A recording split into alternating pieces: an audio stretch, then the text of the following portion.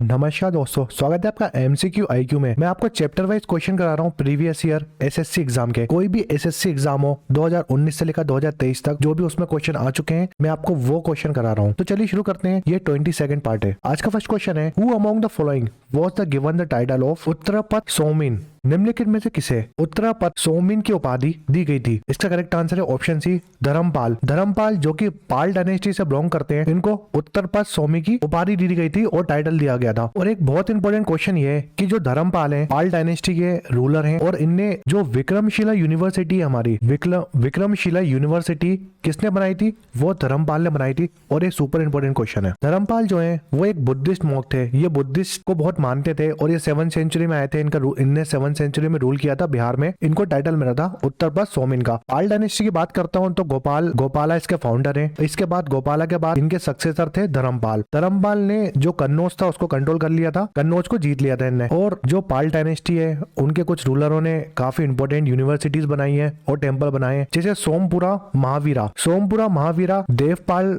Ruler थे, उन्होंने बनाया है ये मंदिर सोमपुरा महावीरा का। और जो धर्मपाल थे, उन्होंने विक्रमशिला यूनिवर्सिटी बनाई है। और ये क्वेश्चन सुपर इंपॉर्टेंट क्वेश्चन है। अगर आपसे पूछेगा जो नालंदा यूनिवर्सिटी है वो किसने बनाई है, तो आप याद रखिए कुमार गुप्ता जो है वो गुप्ता डायनेस्टी से बिलोंग करते हैं। इन्होंने नालंदा यूनिवर्सिटी बनाई है। अगर धर्मपाल पूछेगा तो इन्हें विक्रमशिला यूनिवर्सिटी बनाई है। नेक्स्ट क्वेश्चन है, which act was passed in 1929 prohibiting the marriage of the girl below 14 year and boy below 18 year of age। 1929 में कौन सा अधिनियम पारित किया गया जिसमें 14 वर्ष से कम उम्र की लड़कियां और 18 वर्ष से कम उम्र के लड़कों का विवाह पर रोक लगा दी गई थी? तो 1929 में कौन सा एक्ट आया था 1929 में, जिसका नाम है शारदा एक्ट। शारदा एक्ट काफी इंपॉर्टेंट एक्ट है, 1929 में आया था। देखिए शारदा एक्ट 1929 में आया था। इसको हम चाइल्ड मैरिज एक्ट के नाम से भी जानते हैं। इसके बाद 1978 में क्या हुआ था, जो 15 साल की एज थी ना वुमेन्स की, मैरिज एज उसको बढ़ाकर 18 साल कर दिया था 1978 में। नेक्स्ट क्वेश्चन है, आईने अकबरी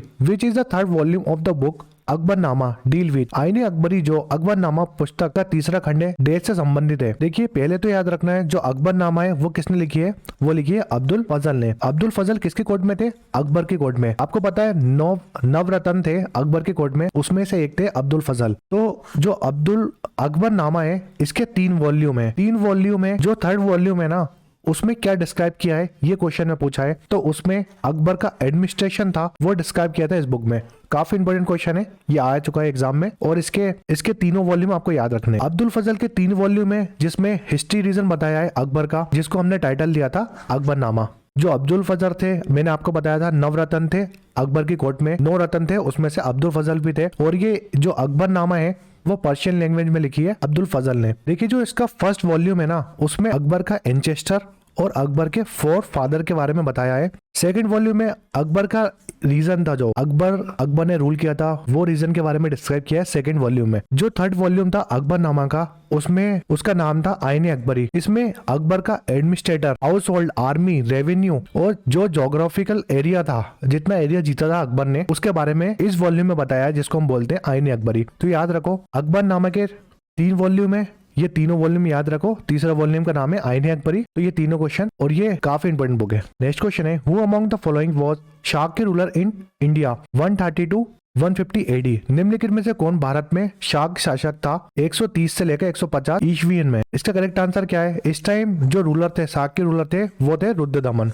देखिए अशोक तो मौर्य डायनेस्टी के रूलर थे, बिंदुसार भी मौर्य डायनेस्टी के रूलर थे। देखिए जो ग्रीक थे ना, उनको हरा के पहुंचे थे शाक के। देखिए ग्रीक के बाद आए थे शाक के, जिसने ज्यादातर जो पार्ट था ग्रीक का वो कंट्रोल में ले लिया था। जो शाक की डायनेस्टी थी, उसकी 5 ब्रांच थी इंडियन सब कॉन्टिनेंट में, जैसे अफगानिस्तान में, पंजाब में, मथुरा में, वेस्ट इंडिया और अपर डेकन में ये 5 सब ब्रांच थी शाक की डायनेस्टी की। और इनके काफी फेमस रूलर है रुद्रदमन। देखिए शाक्यों ने, जो शाक की डायनेस्टी थे, उन्होंने सिंध में रूल किया था, गुजरात में, कोंकण, नर्मदा वैली, मालवा, काठियावाड़, इन रीजन में इन्होंने रूल करा था शाक की डायनेस्टी ने। और सबसे ज्यादा इंपॉर्टेंट क्वेश्चन क्या है, जो सुदर्शना लेक है, जो बनवाई थी चंद्रगुप्त सेकंड ने बनवाई थी सुदर्शना लेक। इसको रिस्टोर करा था किसने? रुद्रदमन ने। रुद्रदमन ने इसको रिस्टोर करा था सुदर्शना लेक को। बहुत ज्यादा इंपॉर्टेंट क्वेश्चन है। और इसको बनवाई किसने थी? चंद्रगुप्त सेकंड ने। नेक्स्ट क्वेश्चन है मोहनजोदड़ो के विशाल स्नानागार आकार कैसा है? What was the shape of great bath of Mohenjodaro? देखिए मोहनजोदड़ो में एक ग्रेट बाथ था, उसका शेप था रेक्टेंगुलर। इसका करेक्ट आंसर है ऑप्शन ए। मोहनजोदड़ो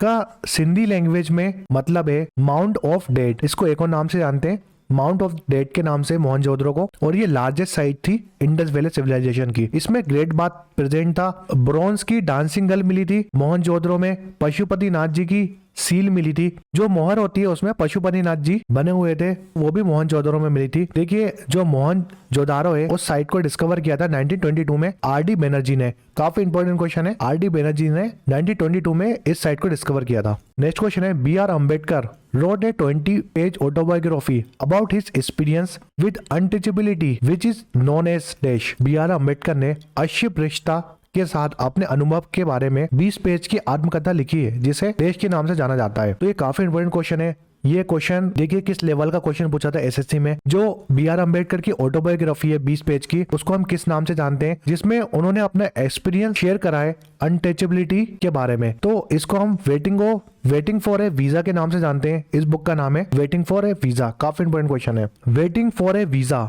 ये 20 पेज की ऑटोबायोग्राफी है बी.आर. अम्बेडकर जी की, जो 1935 से लेकर 36 में लिखी गई थी। अगर मैं और बुक की बात करूं, और भी काफी इंपॉर्टेंट बुक लिखी है बी.आर. अम्बेडकर जी ने, जैसे हु वर द शूद्रास। ये बुक बी.आर. अम्बेडकर जी ने लिखी थी 1946 में। और एक अगर बहुत ज्यादा डीप में क्वेश्चन आता है तो ये पूछ सकता है कि जो हु वर द शूद्रास जो बुक लिखी थी बी.आर. अम्बेडकर जी ने 1946 में, ये किस पर्सन को डेडिकेट करी थी? ये बुक ज्योतिराव फूले को डेडिकेट करी थी बी.आर. अम्बेडकर ने। दूसरी जो बुक है रिडल्स इन हिंदुज्म। ये तीसरी बुक है एनिहिलेशन ऑफ कास्ट। ये 1936 में लिखी थी बी.आर. अम्बेडकर जी ने और काफी इंपॉर्टेंट बुक है। नेक्स्ट क्वेश्चन है who was the founder of the reform movement? Arya समाज।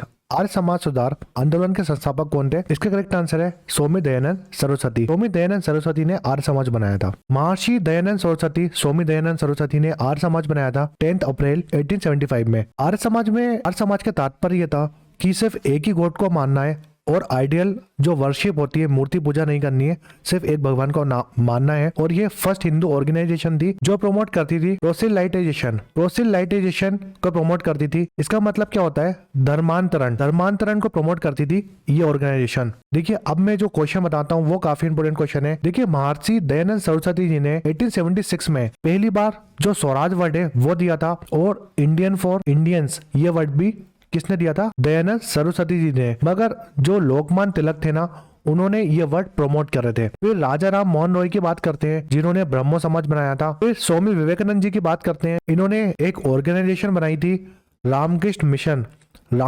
मिशन, जो कि इनके गुरु थे, उनके नाम से ऑर्गेनाइजेशन बनाई थी स्वामी विवेकानंद ने। नेक्स्ट क्वेश्चन है who among the following ruler was chronicled by Minhaj ए सिराज? निम्नलिखित में से किस शासक का इतिहास मिनहाज ए सिराज द्वारा लिखा गया था? जो मिनहाज ए सिराज है ना, वो मुगल डायनेस्टी में लेखक थे और इन्होंने किसका इतिहास लिखा था? रजिया सुल्तान का। काफी इंपोर्टेंट क्वेश्चन है। मिराज सुल्तान पर्शियन हिस्टोरिकन थे जो कि ममलुक डायनेस्टी के टाइम में आए थे दिल्ली में। इन्होंने एक और बुक लिखी थी तबकत ए नशीरी। ये बुक भी लिखी थी गुलाम डायनेस्टी के टाइम पे, जब नसरुद्दीन मोहम्मद थे उस टाइम ये बुक लिखी थी इन्होंने, मिराज ए सिराज ने। देखिए रजिया सुल्तान की बात करते हैं हम, तो रजिया सुल्तान एकमात्र फीमेल रूलर थी दिल्ली सल्तनत की, वो थी रजिया सुल्तान। नेक्स्ट क्वेश्चन है who among the following was the first ruler of Gupta dynasty to adopt the grand title of Maharaj Adhiraj? निम्नलिखित में से कौन गुप्त शासक का पहला शासक था जिसने महाराज धीराज की भाव उपाधि धारण की थी? देखिए ये पूछा है कौन सा गुप्ता डायनेस्टी का रूलर था जिसने महाराज अधिराज का टाइटल लिया था, तो इसका करेक्ट आंसर है चंद्रगुप्त सेकंड, जिसने टाइटल लिया था महाराज अधिराज का। देखिए गुप्ता डायनेस्टी के फाउंडर की बात करते हैं तो श्री गुप्ता फाउंडर है गुप्ता डायनेस्टी के। अगर आपसे पूछेगा कि गुप्ता डायनेस्टी के रियल फाउंडर कौन है, तो आप लगाएंगे चंद्रगुप्त फर्स्ट। दोनों में कंफ्यूज मत होना, फाउंडर का पूछेगा तो श्रीगुप्ता, रियल फाउंडर पूछेगा गुप्ता डायनेस्टी का तो चंद्रगुप्त फर्स्ट। तो देखिए श्रीगुप्ता की बात करते हैं, इनके सन थे घटोत्कच। देखिए इन दोनों ने टाइटल लिया था महाराज का, मगर जो घटोत्कच के सन थे चंद्रगुप्त फर्स्ट, जिसको हम रियल फाउंडर बोलते हैं गुप्ता डायनेस्टी का, उन्होंने टाइटल लिया था महाराज अधिराज का। दोनों में कंफ्यूज मत होना। इसके बाद चंद्रगुप्त फर्स्ट के सन थे समुद्रगुप्त आए, उसके बाद समुद्रगुप्त के सन थे चंद्रगुप्त सेकंड। जो चंद्रगुप्त सेकंड थे उनको हम विक्रमादित्य के नाम से भी जानते हैं। ये काफी फेमस रूलर थे। और इन्हीं के टाइम में, जो चंद्रगुप्त सेकंड के टाइम में कौन आया था, फाहियान आए थे।